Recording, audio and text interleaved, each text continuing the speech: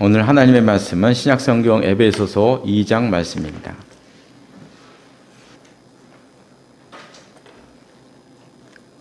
신약성경 310쪽에 있습니다.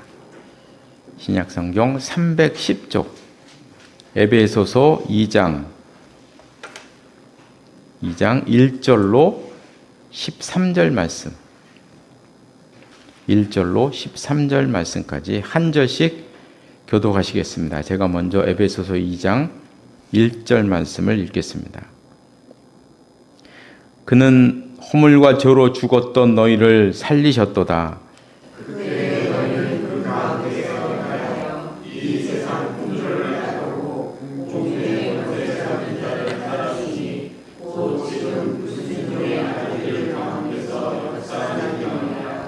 전에는 우리도 다 그 가운데서 우리 육체의 욕심을 따라 지내며 육체와 마음에 원하는 것을 하여 다른 이들과 같이 본질상 진노의 자녀이었더니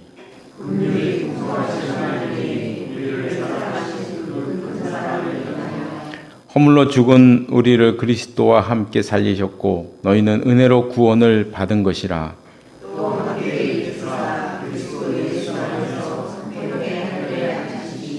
이는 그리스도 예수 안에서 우리에게 자비하심으로써 그 은혜의 지극히 풍성함을 오는 여러 세대에 나타내려 하심이라.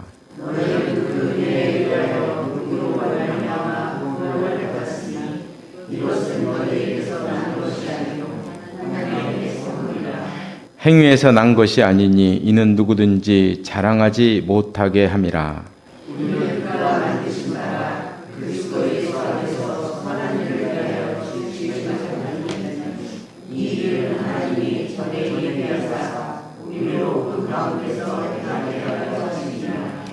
그러므로 생각하라. 너희는 그때에 육체로는 이방인이요 손으로 육체에 행한 할례를 받은 무리라 칭하는 자들로부터 할례를 받지 않은 무리라 칭함을 받는 자들이라.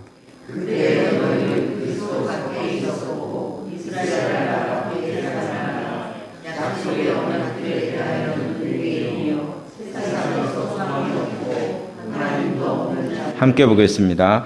이제는 전에 멀리 있던 너희가 그리스도 예수 안에서 그리스도의 피로 가까워졌느니라. 아멘. 이 말씀 위에 하나님의 은혜가 함께 하시기를 바랍니다. 오늘 본문 7절에 보면 그 은혜의 지극히 풍성함을 나타내려 하심이라. 하나님께서 우리들에게 풍성한 은혜를 주셨다고 말씀하고 계십니다. 우리는 그 내용을 너무나 잘 알고 있습니다. 우리 하나님께서 예수님을 보내셨고 예수님께서 우리를 대신해서 십자가에 죽으신 사건, 우리를 구원하신 사건, 그 사건이 바로 풍성한 은혜의 사건입니다. 8절에 보면 그 은혜에 의하여 믿음으로 말미암아 구원을 받았으니. 이 8절의 말씀은 너무나도 유명한 말씀이죠. 너무나도 유명한 말씀입니다. 전도지에 보면 단골로 등장하는 구절이고요.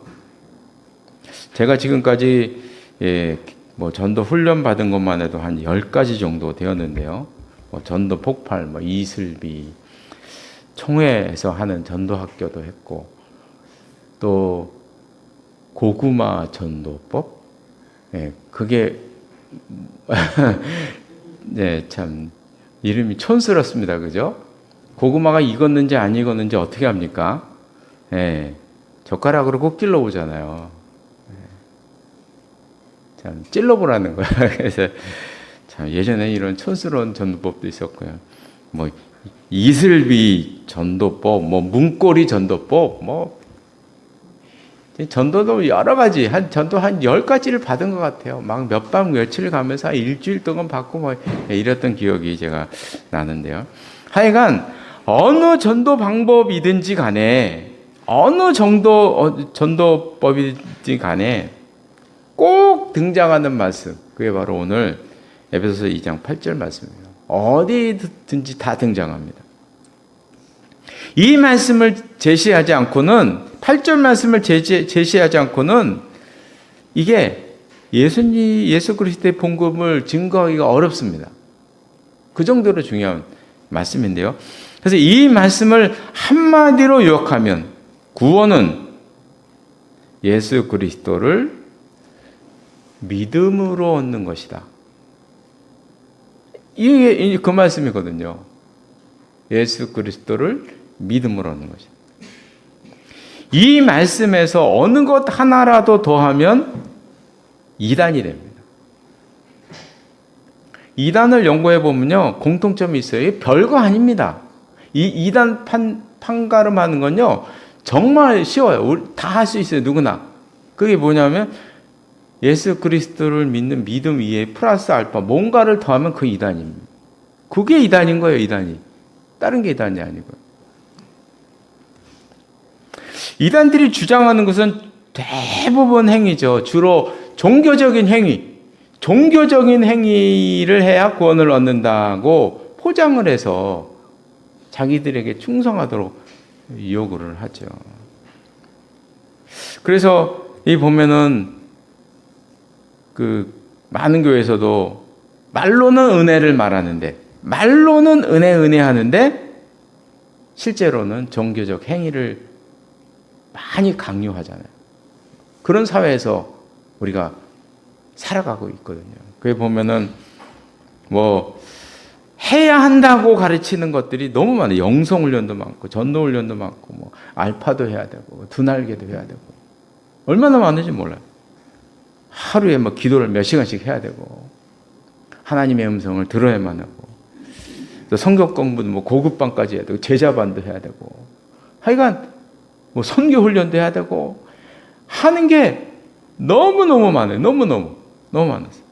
이런 종교적 행위를 너무나 많이 가르치고 있다는 거죠. 구원은 한마디로 말하면 그런 것과는 관계가 없다. 관계가 없다는 얘기를 하고 있는 거예요, 지금요. 이 말씀은. 그런 것과는 종교적 행위와는 상관이 없다. 그 말씀을 하고 있는 것이고. 그래서 만약에 우리가 말을 할 때 새벽 기도를 해야만 구원을 받을 수 있다. 그럼 그건 새벽 기도 이단이 되는 거죠. 이단은 간단합니다. 무엇을 해야만 구원받는다. 그럼 그건 이단이 되는 거예요. 바로. 종교적 행위는 구원을 받은 은혜에 감사 표시. 오늘 영어를 했던 그 thanksgiving. 감사의 표시인 것이지. 감사의 표시로 나오는 게 종교적 행위이지. 구원을 위한 조건은 절대로 아니다. 절대로 아니다 하는 거죠. 그래서 오늘 본문은 분명히 말씀하고 있어요. 구원은 행위에서 난 것이 아니다. 이것이 복음의 핵심이기 때문에 어떤 전도 방법이든지 간에 방법만 다를 뿐이지 가르치는 내용은 8절이에요. 2장 8절. 그거 하나를 가르치는 거예요.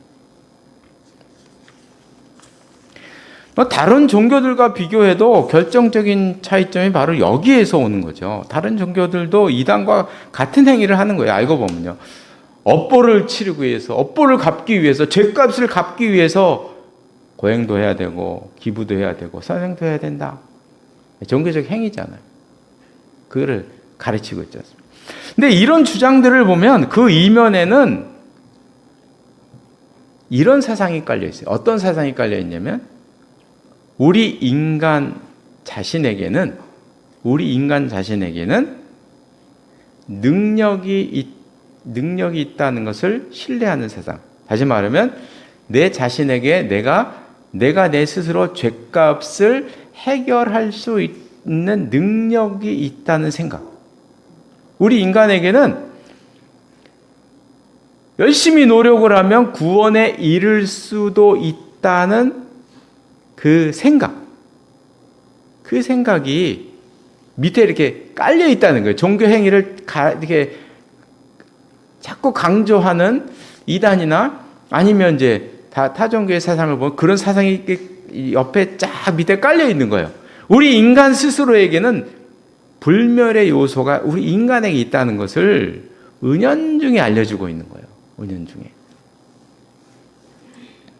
이런 세상이 잘못되었다는 것은 오늘 보면 1절에서 알 수가 있어요. 1절에 보면 그는 허물과 죄로 죽었던 너희를 살리셨다. 죽었던 너희를 살리셨도다.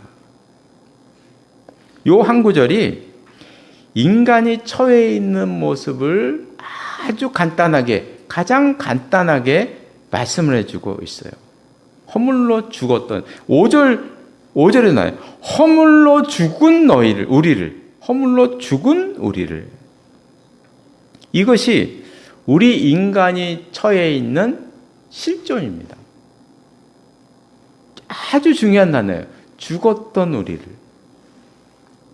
우리는 보통 기도할 때 어떻게 기도하냐면, 저도 그렇게 기도해요. 습관적으로 기도합니다. 그렇게 생각은 안 하는데도 습관적으로.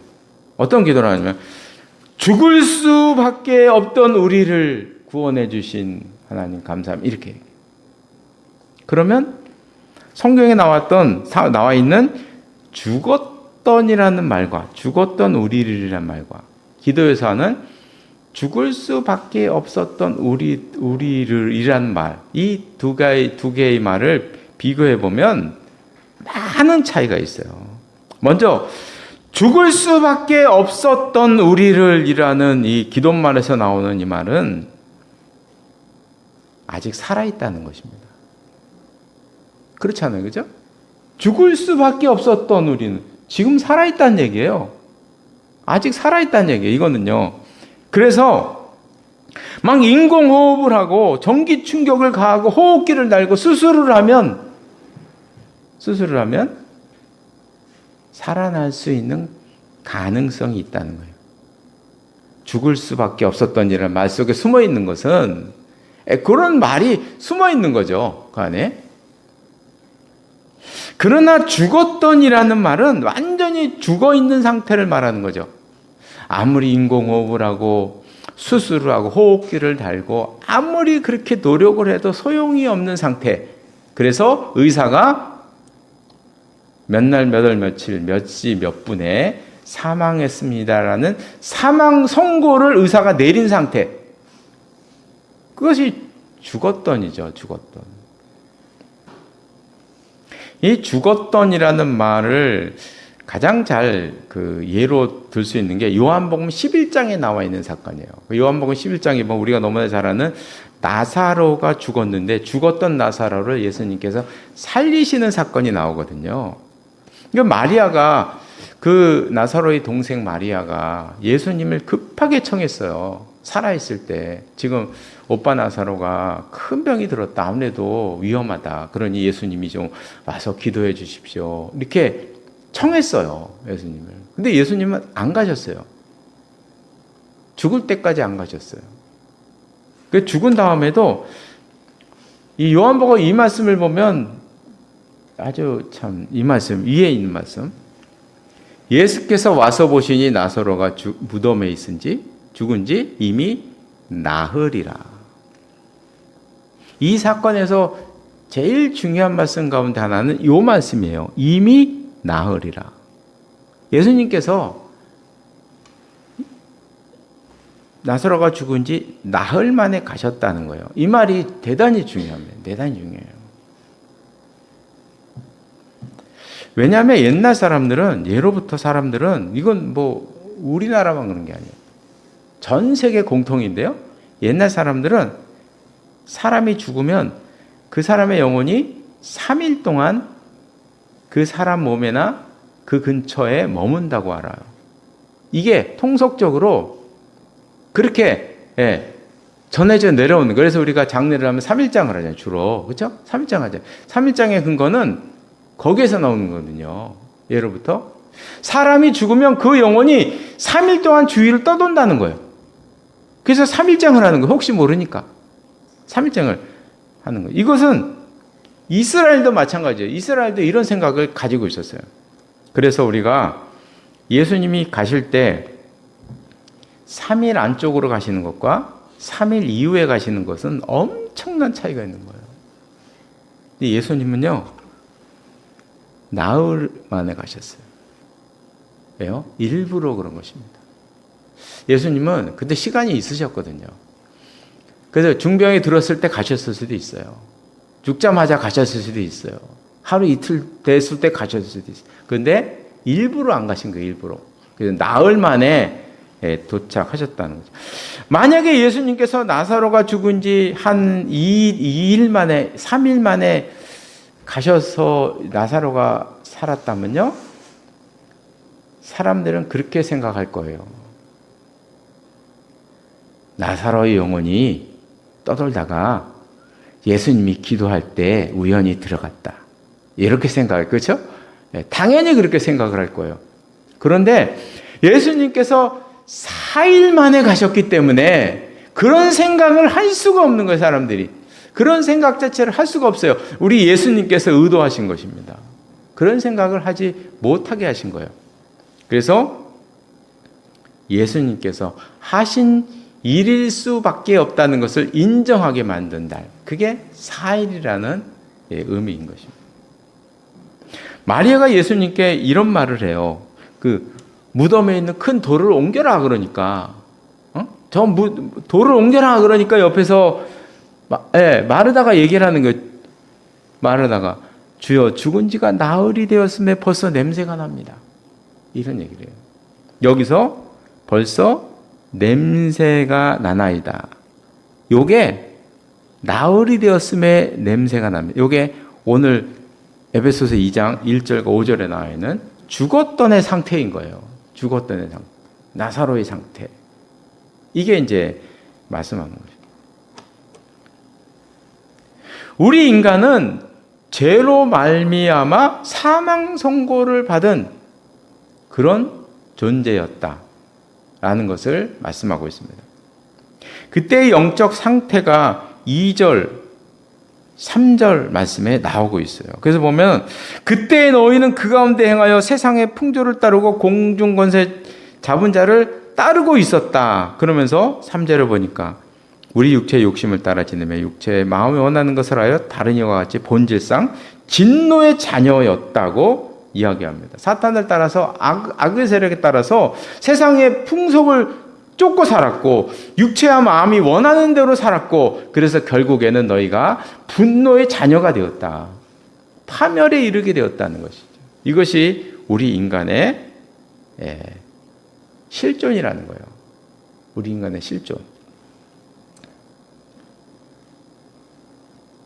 지금까지는 이제 이스라엘 사람들에 대한 얘기고, 이스라엘 사람 밖에 이방인들, 우리들이죠, 우리들. 이방인들에게는 한 걸음 더 나아가서 11절부터 12절까지 설명하고 있어요. 그럼 우리 이방인들은 어떤 존재이냐? 이 죽었던 존재에서 더하기, 플러스 더하기, 우리는 어떤 존재였나? 11절에 보니까 이방인이었다. 구체적으로 12절 끝에 보니까 할례를 받지 않은 무리였다. 12절에 보니까 너희는 그리스도 밖에 있었고 이스라엘 나라의 밖에 있는 사람이었다. 약속도 없는, 약속의 밖에 있는 존재였다. 죽었던 시체였던 존재에 더하기 우리는 심지어는 언약의 백성 밖에 있는 존재였다는 거예요. 우리는 그리스도 밖에 있었다는 거예요. 언약의 밖에 있고 그리스도 밖에 있고 할례도 없는 존재였고 이방인이었다. 너희는 그런 존재였다. 한마디로 말하면 철저히 너희는 버려진 존재였다. 너희는 버려진 존재였다. 이렇게 말씀하고 있습니다. 그래서 이제 13절에 보면 아주 흥미로운 단어가 나오잖아요. 이제는 전에 멀리 있던 너희는 멀리 있던 존재였다는 거예요. 멀리 있던 존재. 그래서 우리나라를 생각해 보면 우리나라는 정말 참 하나님 은혜에 멀리 있어도 뭐 영적으로도 멀었을 뿐만 아니라 지리적으로도 얼마나 멉니까? 그렇죠? 지구 한 바퀴 반대편에 있는 거잖아요. 이렇게 멀리 있는 존재였잖아요. 이렇게 멀리 있던 우리들이 예수 그리스도의 복음을 믿고 이 자리에 나와서 예배 드릴 수 있다는 거, 이게 놀라운 기적인 것입니다. 이것이 기적인 거죠. 이런 상태에 있는 인간이 다시 살아날 소망은 4절에서 우리에게 말씀하고 계시잖아요. 긍휼이 풍성한 하나님이 우리를 사랑하신 그 큰 사랑을 인하여 하나님께서 우리를 사랑하셨다 말씀하십니다. 우리가 이제 성경 66권 이 말씀을 한마디로 딱 요약하면 한 줄로 딱 요약하게 되면 이 말씀 전체를 한글로 한 줄로 딱 요약하게 되면 너무나 흔한 얘기죠. 하나님이 당신을 사랑하십니다. 이게 한 줄의 요약이거든요. 하나님은 당신을 사랑하십니다. 이것만큼 성경 66권의 이 말씀을 잘 요약한 말씀이 없어요. 이 하나님의 사랑 안에는 모든 게 다 들어가 있는 거예요. 성경에 모든 게 다 들어가 있는 거예요. 예수 그리스도의 십자가 사건에 모든 게 다 들어가 있는 거예요. 그것이 성경의 가장 큰 요약입니다. 그래서 오늘 우리가 봤던 그 영상에서 보면 이 하나님은 당신을 사랑하십니다라는 이 놀라운 이야기를 잘 표현해주고 있잖아요, 그죠? 그래서 이제 우리들이 감동을 받는 것입니다. 이제 말씀을 마치겠습니다. 8절 끝에 보면 8절에서 중요한 또 하나의 단어가 나오죠. 하나님의 선물입니다. 이것은 너희에게서 난 것이 아닙니다. 선물이라는 것은 사실 받을 것을 생각하지 않고 주는 게 선물인 거죠. 그냥 주는 게 선물입니다. 내가 무엇인가를 바라고 준다면 그건 선물이 아니죠. 그렇죠? 그건 뇌물입니다. 그건 뇌물인 거죠. 선물이 아니고. 그러므로 이 선물이라는 말에는 하나님께서 우리에게 구원을 주실 때는 어떤 대가도 바라지 않고 주셨다. 이것이 그 선물 속에 들어있는 내용인 것입니다. 구원은 하나님께서 우리들에게 거저 주시는 것입니다. 그래서 항상 구원의 사건은 출발은 우리에게 있는 게 아니고 구원의 사건의 출발은 하나님께 있는 거예요. 출발은 늘 하나님입니다. 하나님으로부터 출발을 하는 거예요. 구원의 사건. 100% 그렇습니다. 만약에 구원을 위해서 무엇인가를 해야만 한다고 가르친다면, 행해야만 한다면, 그건 선물이 아니죠. 그건 선물이 아닌 것이에요. 조금 더 나아가서 우리가 이 구원을 위해서 무엇을 해야만 한다고 가르치거나 해야만 한다고 우리가 생각하거나 뭔가가 거기에 있어야 한다고 이야기를 한다면 이것은 선물 주시는 분을 욕되게 하는 것입니다. 그거는 복음이 아닐 뿐만 아니고 한 걸음 더 나아가서 선물을 주시는 분을 욕되게 하는 거죠. 당연히. 그렇게 가르치면 그 하나님은 뭐가 되시는 하나님의 선물이라는 말은 뭐가 되는 것이겠어요? 그죠? 안 되는 거죠, 그건요. 1절 플러스 알파는 더해지면 안 되는 것입니다, 여기에. 이것은 100% 하나님의 선물입니다. 그래서 구원은 아무 대가도 바라지 않는 하나님의 전적인 선물입니다. 오늘은 추수감사절인데요. 하나님께서 우리들에게 구원이라는 선물을 주셨습니다. 근데 사실 우리가 아무리 우리를 봐도 우리는 그 선물을 받을 자격이 없는 사람들입니다. 이 세상을 우리가 바라보면 이 세상에는 우리보다 똑똑하고 우리보다 잘나고 우리보다 착한 일 많이 하는 사람이 세상에는 얼마나 많은지 몰라요. 그죠? 나가면 발에 채 있는 게 우리가 다 착한 사람이고요. 우리가 믿는다고 착한가요? 아니잖아요. 그죠? 우리가 믿는다고 뭐 착한 행위를 많이 하나요? 그런 게 아니잖아요. 우리보다 착한 사람이 세상에는 널려 있어요. 너무나 많아요. 그럼에도 불구하고 하나님은 부족한 나를 사랑하셨다. 이것이 성경에서 말하는 아주 신비로운 사건입니다. 하나님이 나를 사랑하셨다. 이 하나님의 신비로움이죠. 하나님의 신비로움. 그래서 우리 추수감사절을 맞이해서 이런 하나님의 신비로움, 이 놀라운 선택의 사건, 이 은혜를 다시 한번 마음속에 간직하는 우리 모두가 되시기를 바랍니다. 기도하시겠습니다. 하나님 아버지, 우리가 또 기도할 때는 죽을 수밖에 없었던 우리들이라고 말은 하지만, 그러나 우리의 실존은 죽었던 존재임을 고백하지 않을 수가 없습니다. 그런데 우리 하나님께서 예수 그리스도를 통해서 우리들에게 그 사랑을 보여주셨고, 우리를 하나님의 자녀로 삼으셨고, 그 믿음으로 인해 하나님께 나아가는 놀라운 은총을 우리가 주셨음을 보았습니다. 이것이 하나님의 선물이었다는 사실도 다시 한번 생각해 보았습니다.